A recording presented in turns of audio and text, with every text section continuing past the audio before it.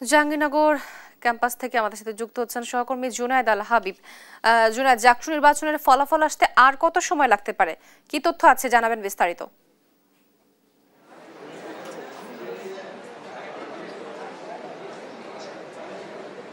তো আসলে জাকসু নির্বাচনের নাটকীয়তা যেন শেষই হচ্ছে না। গতকাল দিনভর নাটকীয়তা, অভিযোগ পাল্টা অভিযোগ, ভোটের সময় বৃদ্ধি, এরপর রাত 10টার দিকে ভোট গণনা শুরু। এখন পর্যন্ত প্রায় 16 ঘন্টা পেরিয়ে গেলেও এর কোনো ধরনের সুরাহা করতে পারেনি এখন পর্যন্ত নির্বাচন কমিশন।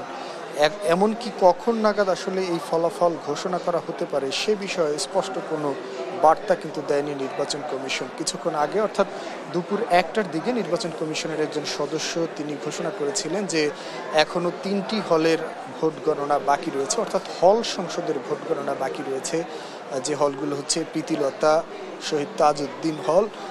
এই 3টি হলের ভোট গণনা শেষ হওয়ার পরে মূলত তারা আনুষ্ঠানিকভাবে কেন্দ্রীয় ছাত্র সংসদের যে ভোট গণনা রয়েছে সেটি শুরু করবেন। অর্থাৎ এখন পর্যন্ত কেন্দ্রীয় ছাত্র সংসদের ব্যালট বাক্সগুলো কিন্তু খোলাই হয়নি।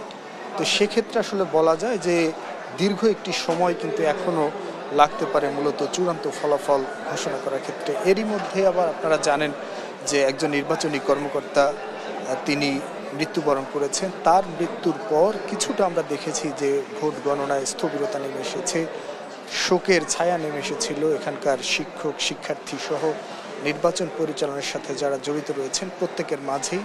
তবে সেই শোক কাটিয়ে উঠে তারা আবারও কিন্তু এই ফলাফলগুলো, ভোটগুলো গণনা কার্যক্রম তারা এগিয়ে নিয়ে যাচ্ছেন। তো দুপুর 2টা পর্যন্ত বিরতি ছিল, মাঝখানে 1 ঘন্টার। এরপরে এখন দেখছি যে আমরা ভোট গণনার সাথে যারা যুক্ত আছেন তারা কিন্তু এই সিনেট ভবনে প্রবেশ করেছেন এবং তারা ইতিমধ্যে তাদের যে বাকি ভোটগুলো রয়েছে সেগুলো গণনার কার্যক্রম শুরু করেছেন। তো আসলে সব কিছু মিলিয়ে বলা যায় মূলত আসলে এই ভোট গণনার দেরি হওয়ার মূল যে কারণটি আসলে বিশ্ববিদ্যালয় প্রশাসনের পক্ষ থেকে, বিশেষ করে নির্বাচন কমিশনের পক্ষ থেকে বলা হচ্ছে সেটি হচ্ছে মূলত এই ভোট গণনার সিদ্ধান্ত ছিল অপটিক্যাল মার্ক রিডারের মাধ্যমে আসলে ভোট গণনা করা হবে, কিন্তু শিক্ষার্থীদের এবং বিভিন্ন প্যানেলের প্রার্থীদের আপত্তির কারণে নির্বাচন কমিশন শেষ পর্যন্ত আসলে তাদের ওএমআর পদ্ধতিতে ভোট গণনার সিদ্ধান্ত থেকে সরে এসেছেন।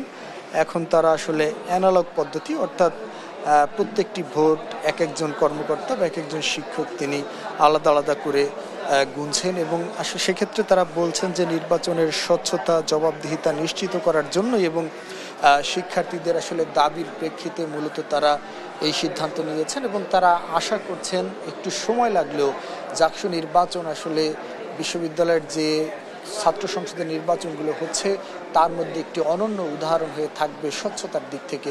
সেক্ষেত্রে তারা এই সময়টি আসলে সবাইকে মেনে নেওয়ার বারবার আহ্বান জানাচ্ছেন। তো এই ছিল এখন পর্যন্ত আমার কাছে জাকসু নির্বাচনের সবশেষ খবর।